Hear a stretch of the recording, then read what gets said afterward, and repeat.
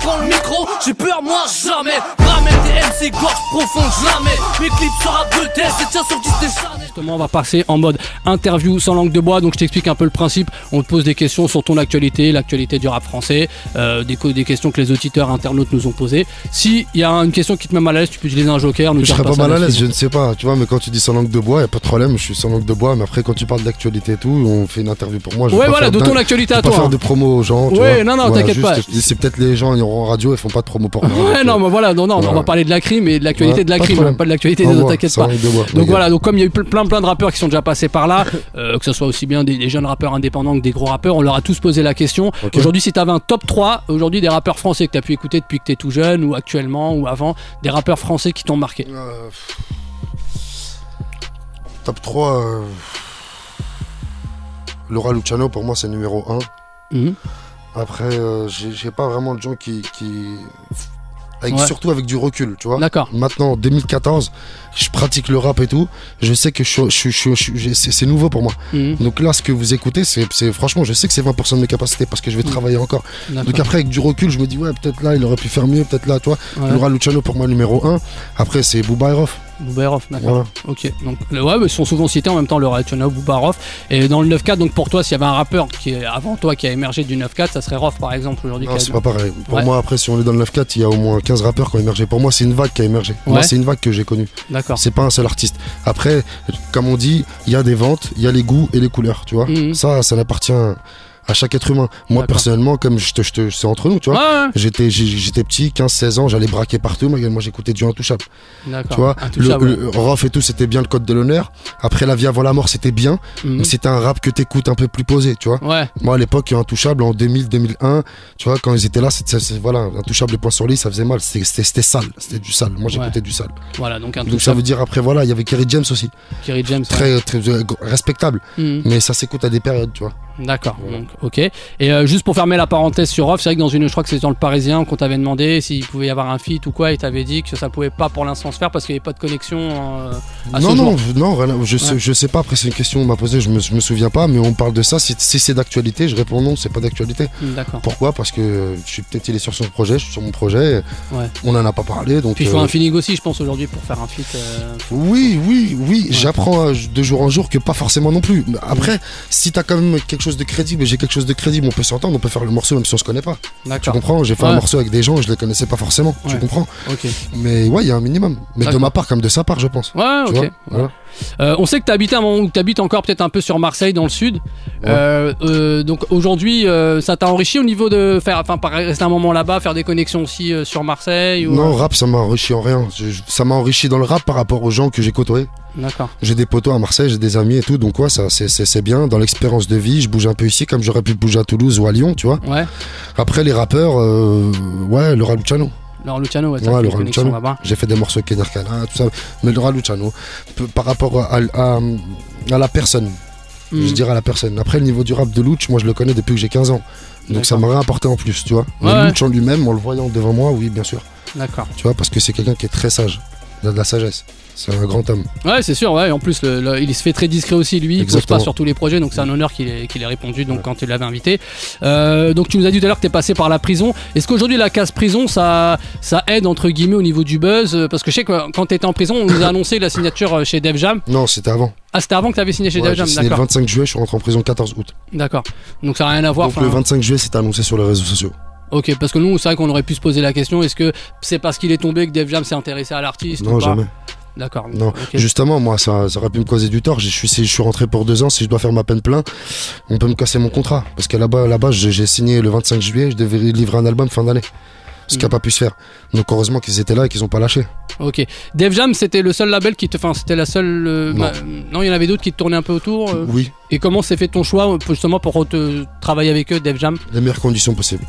D'accord. Pour moi. Ce que je voulais. Ce que j'exigeais d'avoir pour la continuité de ma carrière.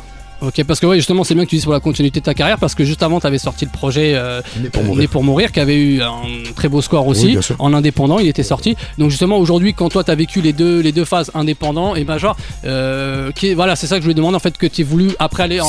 Ouais, voilà, mais après, c'est toujours pareil. Il y a le milieu artistique où tu dois pas tromper l'auditeur. Mais faut pas oublier qu'il y a un côté business et on est là pour ça. Là, j'ai sorti un album, je sors ma mixtape, elle est en indépendant.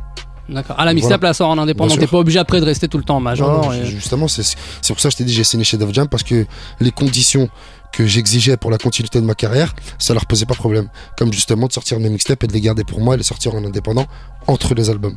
D'accord. Voilà. Ok. Donc là on parle de Def Jam, je vais te parler aussi de Mister You. Parce que c'est vrai que t'as fait beaucoup de feats depuis le début de ta carrière. Et c'est vrai qu'on peut se dire que des fois une fois que t'as fait un feat, tu reviens peut-être pas dessus. C'est fait. Exactement la pensée. Ouais, mais Mister You, c'est vrai qu'on l'a retrouvé sur plein de projets. Mais c'est pas pareil.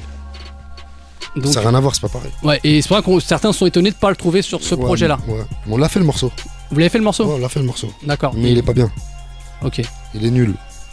D'accord. On a fait le morceau, mais il est pas bien. Je sors un album, et comme j'ai déjà fait avec ASLMC, tu vois, il est venu pour un projet, on a fait 4 morceaux avant de trouver le bon. Ouais. On a fait les 4. On en a fait 3 sur place. Non, c'est pas bon. Le lendemain, on se réveille, là, mais je crois le refrain, il est chelou et tout. Ouais. Le mec, il est venu à Marseille, plein de bonne volonté. On en a fait 4. Le 4ème, on a dit, on le garde. Justement, ASLMC, il a repris un morceau qui est Mafiosa. Ouais. C'était le 3ème morceau qu'on avait fait. Et moi, je suis rentré en prison. Il m'a dit, ouais, le 3ème et tout. Moi, j'aimais bien. Je peux le récupérer. Récupère, frère. Tu vois, c'est pour te dire que, voilà. Là, on a fait un premier jet sur You et Wam. On a fait un premier jet. Il était pas bon du tout. On voulait faire un gros morceau trap. Ouais. Montrer aux gens qu'on est là. Tu vois. Ça n'a pas fonctionné. Alors après, le truc, c'est que moi, je devais sortir en juin. Après, je dois sortir en août. Après, je dois sortir en août. Donc pourquoi je sors en septembre ? Parce qu'après août, 18 août, les gens ils sont au bled, tout ça, tu vois, ma communauté, tout ça, c'est un peu normal, faut penser à tout le monde. Ouais. Mais sinon, avant ça, j'avais des problèmes avec les voix de French et avec les voix de Dirk. Ouais. J'attendais qu'elles arrivent et fallait que je sois concentré au maximum pour faire le bon morceau quand elles arrivent, tu vois. C'est-à-dire que le 3 juillet, quand j'ai eu au téléphone, je dois tout rendre le 8, c'est pas possible de refaire un deuxième morceau. Et en sachant que quand You il est venu à Marseille pour faire ce morceau-là, j'ai enchaîné, il me restait encore 10 titres à faire. Donc j'ai fait mes 10 titres, tu vois, donc on n'a pas eu le temps de faire le morceau. Oui, puis tu t'attaches une exigence aussi à la qualité des morceaux qui allait sortir, donc si tu valides pas, tu peux pas. Après, si vraiment et tout, j'aurais pu le mettre le morceau pour dire il y a Mister You dans l'album. On s'en fout de ça, on va faire un gros morceau, tu vois. Ouais, ok. Donc c'est pour ça qu'il est pas dans l'album. On comprend mieux. Et lui, au niveau de son évolution musicale aujourd'hui, je sais pas, quoi. Comment tu trouves qu'il a évolué aujourd'hui ? Là, il n'y a pas de projet. Lui, pour l'instant, il prépare MDR3. Quand il y aura MDR3, on dira. Là, pour l'instant, c'est comme si moi, j'avais sorti Né pour mourir. Et qu'entre Né pour mourir et maintenant, il n'y a rien qui est sorti. Je peux pas juger sur un truc alors qu'il n'y a rien. D'accord. Là, le poteau, je crois qu'il est en studio, il fait ses trucs. Ouais, ça va sortir bientôt. Voilà. T'as ramené des feats Quinry aussi, 2 feats Quinry, Lil Durk et French Montana. Donc, comment s'est fait un peu le choix ? Tu les voulais ou c'est un peu Core qui avait les connexions là-bas ? Non, c'est moi qui les voulais. C'est un peu Core aussi qui me dit dis-moi qui tu veux. D'accord, il t'a dit comme ça et... J'ai dit moi, c'est ça que j'aimerais bien. D'accord. Lil Durk, parce que bon, Chicago. Le Chicago, mais après Lil Durk à Chicago, il y a pas que lui à Chicago. Moi, c'est lui que je voulais. D'accord. Moi, c'est lui que je voulais. Ça a été très simple. Le French, ça a été très simple. Et les connexions se sont faites aussi, ou ça s'est fait à distance, ou est-ce que vous êtes on a clippé, ça veut dire déjà on a passé du temps ensemble. Non, c'est bien, tout ça, c'est des personnes, voilà. Et en plus, en même temps, je te dis la vérité, c'est vraiment vrai, tu vois. Je suis arrivé là-bas, j'ai vu Corse, c'était pas n'importe qui. Pour de vrai, tu vois. Ouais, il est en place. Ça veut dire que c'est comme si moi maintenant je suis quelqu'un, je te ramène dans mon quartier, mais comme j'ai quelqu'un, je suis quelqu'un, je parle et je dis voilà, c'est mon ami. C'est pas comme si un mec, le petit de 17 ans, il va te ramener, il va dire c'est mon ami, on va te regarder, peut-être on va pas te regarder. Les gens ils portaient du respect, ils avaient de l'attention, c'était bien, tu vois, c'était bien. Ils respectaient le parcours, ils écoutaient les morceaux bousillés, tu vois. Ok, voilà. Donc en tout cas, beaux morceaux, les deux sont bien. Très beaux morceaux, c'est pas fini. Sont bien faits. Il y a encore plein de grosses choses qui arrivent. Plein de surprises. Bon, tu nous en diras pas plus aujourd'hui, je pense. Pour fermer la parenthèse, juste sur une chose, et on a été nous-mêmes remis en cause par rapport à ça. Les réseaux sociaux aujourd'hui, c'est vrai que des fois, une info mal écrite, ça peut aller très vite. Il y a eu un souci dernièrement quand t'es parti à Dubaï. Ouais, oui et non. Après, c'est même pas utile en vrai de parler de ça. Mais c'est seulement moi. Non, on peut en parler. Hein, tu vois, c'est pas utile, tu vois. Ce que je veux te dire, ça va revenir sur la polémique que, en vrai, je fournis de la musique. Je suis un mec. Si je suis en train de parler avec toi dans la rue, je te dirai jamais j'ai fait ça. Parce que je suis un mec super simple, je suis un mec super humble. Et faut garder la proximité du public. Mais faut garder la distance de.